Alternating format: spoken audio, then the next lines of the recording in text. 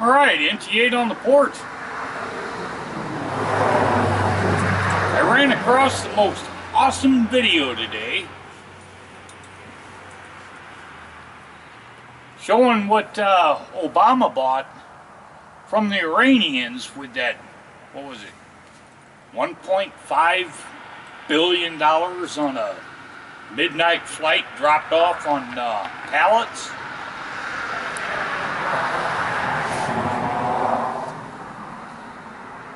So I'm going to put that video in at the end. It's about 20 minutes long.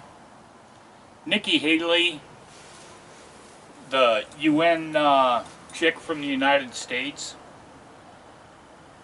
is going to talk about what the shit is. I couldn't find a video of them showing everything, but yeah, of course, it's from the mainstream media. They're going to cover that shit up because, you know, Obama's foreign policy was just the most awesome shit ever. He was the best foreign policy guy ever in the history of the United States. You know, bowing at other people, giving Iran $1.5 billion, having his Secretary of State beg to release 10 U.S. Navy sailors. Yeah, it only gets better. But you also won't hear from the mainstream media saying Trump really has to take over this fucking rat-infested nest that is Washington, D.C.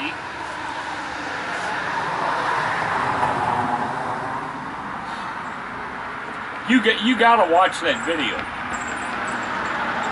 It's simply, I won't even say amazing, but they're coming out and they're showing everything that Iran's been doing. And thanks to Obama, you know, he's such a great fucking guy. He should be a hero. Oh, wait a minute, he already got the Nobel Peace Prize, didn't he? How's that working out? He got the Nobel Peace Prize, eh? Look at the shit he's caused. Alright, NT8 on the porch. Watch the video. Spend the 20 minutes of your time. It's worth it. We'll talk to you later.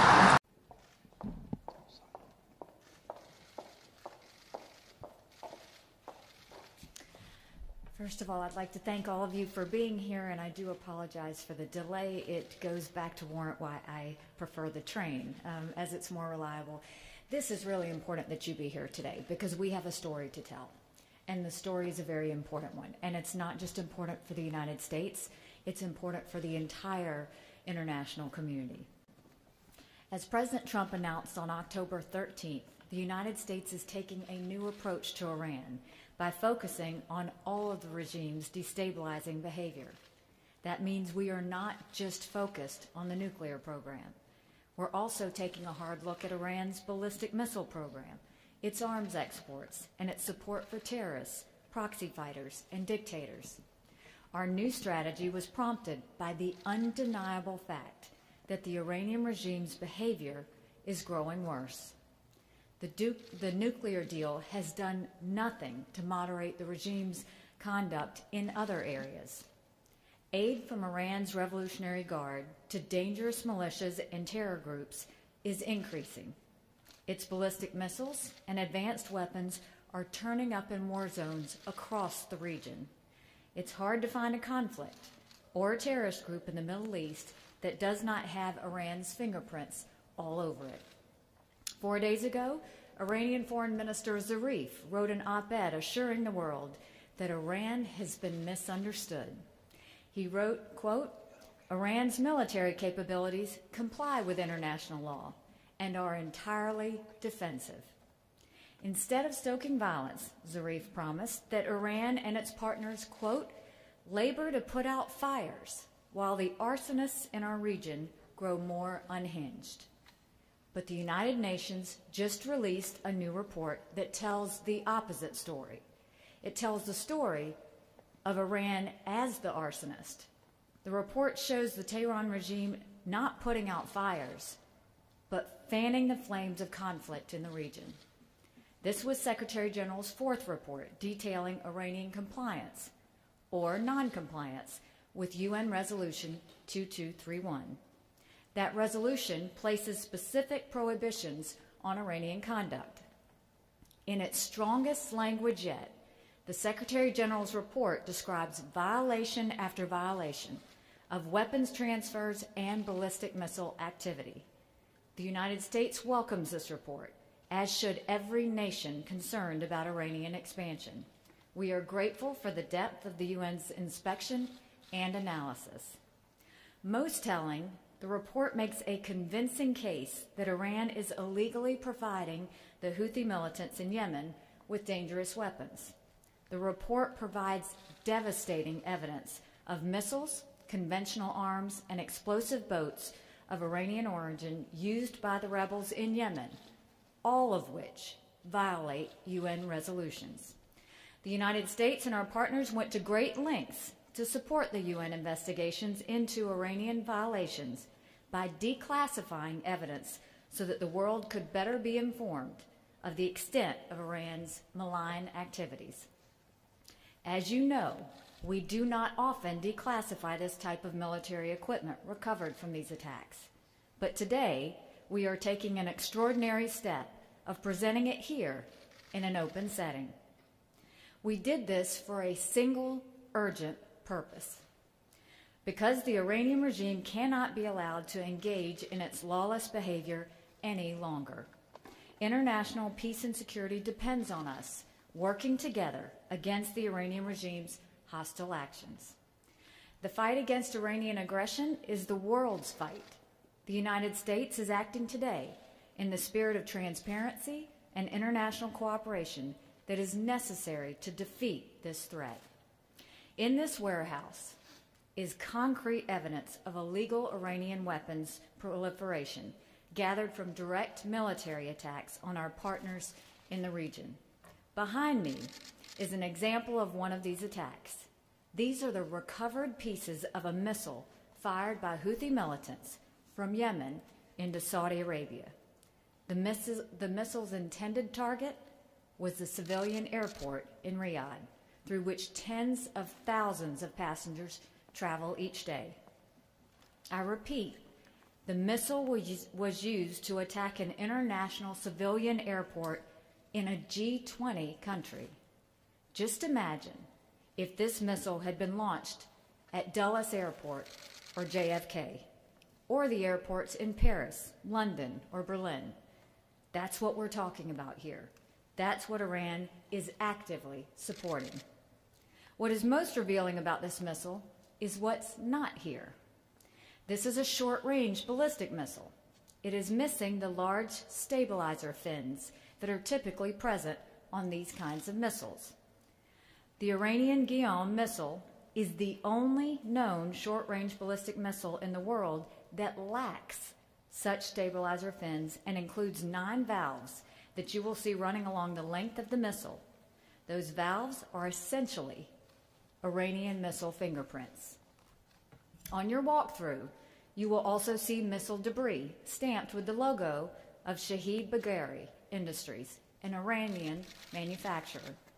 Those are just 2 of the many pieces of evidence that tell us of this missile's Iranian origins. It was made in Iran, then sent to Houthi militants in Yemen. From there, it was fired at a civilian airport, with the potential to kill hundreds of innocent civilians in Saudi Arabia. You will see more than that. In this warehouse, there is also material from an anti-tank guided missile. Such missiles have a range of over 2 miles and can destroy tanks and even buildings. You will see material from an unmanned aerial vehicle, also known as a kamikaze drone, that can take out radar sites. You will see material from the Shark 33 explosive boat. These are boats with a warhead inside them that explodes on impact. They can blow 6 feet wide holes in the hulls of ships. All of these weapons include parts made in Iran, some by Iran's government-run defense industry. All are proof that Iran has defied the international community, and not just one time.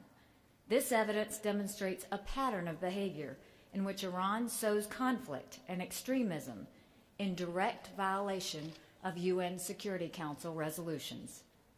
In just a minute, Laura Seal from our Defense Department will walk you through the items gathered here and explain their connection to the Tehran regime. We welcome a thorough examination of this material, not just by the members of the press here today, but by the international community. Several countries will be sending delegations here to view this material in the next few days. Some have already been here.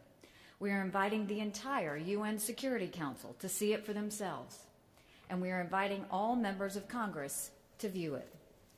This evidence is part of what has led the U.S. intelligence community to conclude unequivocally that these weapons were supplied by the Iranian regime. The evidence is undeniable. The weapons might as well have had "Made in Iran" stickers all over it. The United States stands ready to share what we know to further the cause of peace. We ask our friends and our allies to do the same. Iran is determined to undermine the international consensus against its conduct. We must speak with one voice in exposing the regime for what it is: a threat to the peace and security of the entire world. We call on all nations to join us in a united front resisting this global threat. I will be happy to take your questions. I do first want to thank the Department of Defense, their intelligence experts, all that went into this. When you look at this missile, this is terrifying. This is absolutely terrifying. And this is why it has to stop. We have said multiple times that this is not just about the nuclear program. This is about everything else they're doing, because Iran believes that they have been given a pass. It is incumbent on the international community to show not only are they not being given a pass, but all of these actions have to stop, and stop immediately. And we'll continue to do that as we go forward. So Laura Seal will be giving you a tour. I'm now going to open it up for questions. I'm going to respectfully ask that we keep the questions all on foreign policy. If you have any other questions to follow, Cheney will be happy to answer those. But we'll go ahead and get started. Elise, we'll start with you. Thank you, Ambassador. Thank you for having us. Two quick questions. First of all, you said that these weapons were from debris from the missile that was directed at Saudi, but then you said that it is conclusive of a, quote, pattern of behavior. Can you talk about, the pattern of behavior? And then also, what are your next steps when you say that you're looking for the international community to join us? Are you seeking a new resolution at the UN? Are you seeking additional sanctions on Iran? What does this have to do with the nuclear deal? What are your next policy steps? Thank you. Well, I think first what you're going to see here on display, and I want to thank Secretary Mattis for being so important in getting this done. What you're going to see on this display is multiple types of weapons used in different areas against our partners. As we look at what has happened, these are on loan from Saudi Arabia, some are on loan from the UAE, but it's the international community's way of coming together and saying we have a problem and we need to address it. So what I will tell you is when you look at these, there is no denying that these have Iranian marks all over them. Where do we go from here? Well, I think the President made the first start by decertifying the Iran deal basically with Congress so that Congress can start looking at these other things that Iran is doing, whether it's ballistic missile strikes, whether it's export of arms or related material to be used, whether it's support of terrorists, any sort of action that destabilizes the region. That's all against U.S. United Security Council resolutions, and so we want to make sure that we're holding them accountable. Where do we go from here? You will see an effort by not only all agencies within this administration, but within the international community that is going to come together and find ways to stop Iran from what they're doing. And yes, we have already started to talk to our partners in the Security Council. That will just be one avenue of what we do. The NSC is pulling together all types of other reactions that we will have. We're working with the State Department, we're working with the Department of Defense, but you will see forthcoming information from the Security Council, yes. How was this weaponry supplied to the Houthi fighters in Yemen? Who's been the chain of custody? Well, I mean, I think what you're looking at is obviously Iran supplied it to the Houthis, and then the Houthis used it against Saudi Arabia. But we're not just seeing activity in Yemen. What we're also seeing is activity in Lebanon, Iraq, Syria, and we'll be able to show all of those, and there is more coming. This is not it. There is a lot more of uncomfortable evidence that the international community will look at and realize how dangerous this is. I think that was a question over here. Yes. Thank you. The administration has been talking about Iranian involvement, or the U.S. government in general has been talking about Iranian involvement in Yemen for some time. Does the evidence, the material that we're seeing today, indicate a different kind of involvement, or is it just, as you said before, an expansion of the involvement, the Iranian military involvement in Yemen? And then the second question would be, are there specific actions that you're asking members of Congress to take after this, to follow up on Elisa's question, or European countries to take? Well, I think, first of all, this is an example of a growing threat that is happening by Iran. And the nuclear deal, while so much of the international community invested in it, the president said there were problems, and these are the problems that he was talking about. And this is the message that we have to get out. Everyone has focused on the nuclear deal, and Iran has hidden behind the nuclear deal, constantly threatening to get out of it. But these are the things they're doing while we're all looking the other way. And these are the things that will be dangerous, that will lead us to the next North Korea if we don't do something to stop it. And so you will continue to see us move forward. The international community is concerned. This was the strongest Secretary General's report that we have seen in reference to the violations by Iran, and we don't intend to let that go.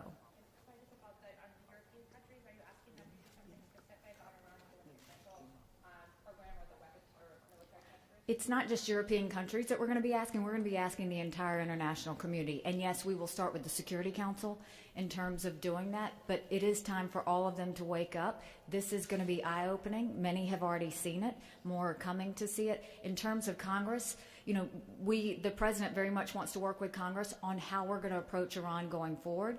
And so I think that as they go through that legislation, that's going to be a lot of what they look at is how do we deal with these destabilizing behaviors that we're seeing by Iran.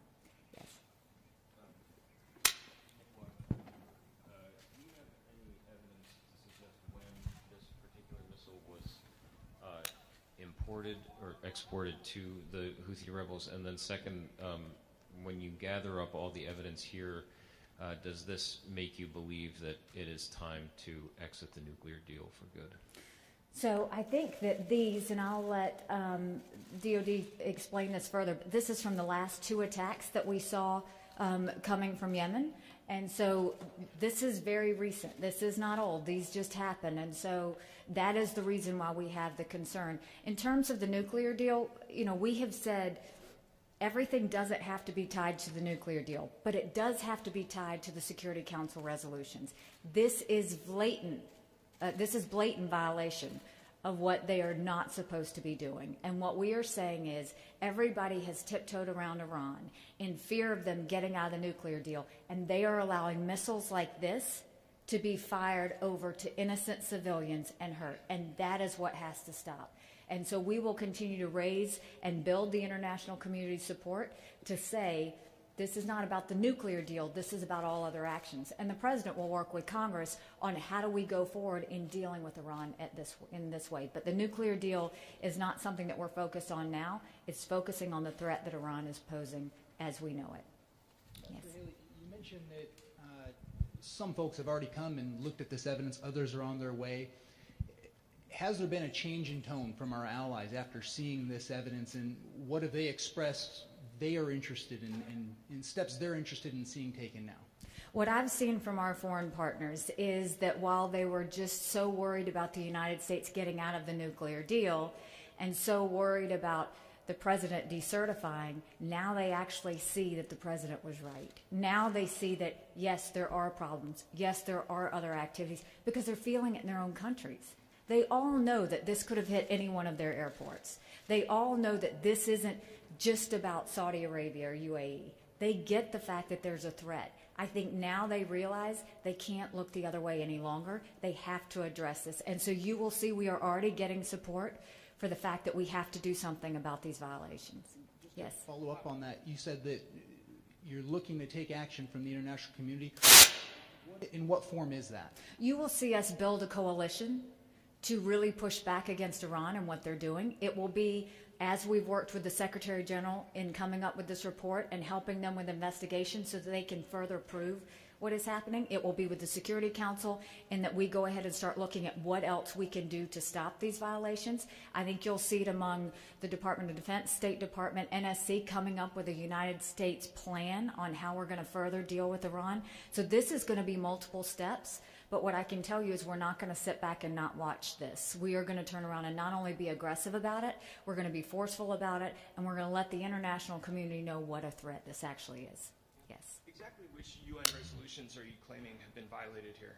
2231 mainly is the main one, and that's the one that was coupled with the JCPOA. But what it also said was that if Iran were to use ballistic missile weapons, that would be a violation. Supporting terrorism is a violation. Supporting any sort of exports of arms or related material would be a violation. We've also seen cyber attacks and other things. So all of those violate the agreement. It is not just about the nuclear agreement. One quick follow-up. These weapons, the Saudis evidently, except for the missiles behind you, weren't able to provide a date or a location for where they were recovered. Does that concern you that we're presenting evidence that maybe we can't actually pin to being before or after 2231? When you see this evidence, it is absolutely indisputable that Iran has been engaging in violations recently within those last two attacks. They have investigated this for years, but they absolutely know what this is from, where it's from, and this is from our partners as well. This is not just the U.S. This is our partners coming together saying enough is enough, and this is the proof. And now we're going to show it to the international community. Yes, back in the back. Yes. Sylvie Lanton from AFP. Yes. What proof do you have that this was indeed provided to the directly, or they could have used an old missile and improved it? So first of all, the Iranians are not supposed to be exporting any missiles or any related material. You will look at all of these weapons, and there are markings all over it that show without a doubt these are Iranian made, these are Iranian sent, and these were Iranian given. And in violation of the Security Council, they are not supposed to be trading arms, sales, related material, anything at all. And this shows it's in violation. And when you get the tour, you will see exactly how this all comes together and how it relates. Last question. Yes. The coalition that you're talking about to increase pressure, do you mean diplomatic pressure? Are we talking about a military coalition, additional sanctions? What sort of pressure can be added to Iran? Well, I think what you're seeing is Secretary Madison, Department of Defense, they have done an amazing job of pulling this together. They're working with their partners to also help us pull together the evidence. And then we're going to work diplomatically to make sure that we let the international community know there are violations. But then we are also going to go so far as to make sure we do something about it. You had your hand up, so I'll ask you a question. Thank you, Ambassador. You mentioned you have more evidence for different support for Iran to different countries, different terrorist groups. I would like to know a little bit about what more we know. Do we have more evidence about Iran supporting Hezbollah, for example, or in Iraq, some militias in Iraq also? What we know is there is evidence of Iranian misbehavior in Yemen, Lebanon, Syria, and Iraq. And so more will be forthcoming. But this is not just a one-time thing or just a couple of pieces of evidence. You're going to see a rapid flow of other things. Thank you all very much. Well, I need to, okay. Thanks, Ambassador. I think one of the reasons we're all asking about next steps is that since the start of the Trump administration, you all have been talking about, we're going to have a plan to push back on Iran, and nobody other than Iran really disputed prior to today that they were providing weapons to the Houthis. So I think the question is, if here we are a year into the administration and you're not really articulating any specific steps other than, we're going to kind of rally people and talk about next steps, doesn't that suggest that perhaps we don't have any concrete options available to us to actually change their behavior on this kind of behavior? Okay, specific steps. Calling out Iran for what they're doing, decertifying the process, having the president say to Congress, we've got to look at this behavior, working with the Secretary General and their analysts to help them investigate information like this. The strongest report yet from the Secretary General that there are absolute, undeniable violations that are happening by Iran. Us inviting all of the international delegations to come here, going to the Security Council and talking with our partners about next steps. There have been a lot of steps, and we're not done yet. So this has actually been an amazingly executed plan on evidence that is just so blatant that we want the international community to see it, and we are getting support on that, and we will continue to do that until these threats stop. Thank you very much. I appreciate it.